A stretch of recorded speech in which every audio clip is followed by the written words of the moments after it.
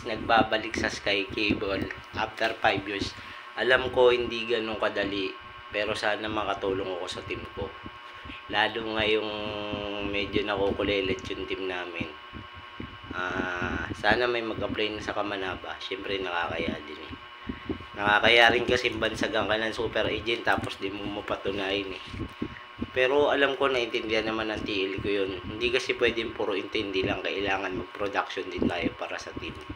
Diba? Binansagan ka pan super agent ni Ma'am Lynn kung di mo kayang patunayan. Diba? Dapat prove yourself.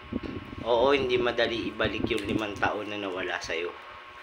Hindi naman nawala sa'yo. Kumbaga nung time na Sky Cable ka. Pero ang tagal mo nawala eh. Nagtrabaho ka para to serve our own country. NCR. Tutuban project to Clark, Pampanga. Pero hayaan mo na yun, move on na tayo. Nasa telco industry ka na ulit ngayon.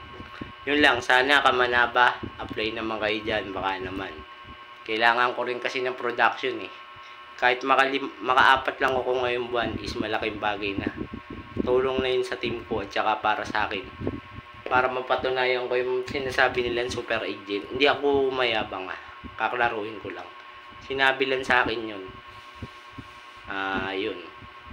Itatama ko lang. Hindi na ako nag-aalok ng converge. Kaklaruhin ko lang. Naka-focus na ako sa Sky Cable. Yun. Full watch, comment, subscribe, bell all. Alam na, arad na.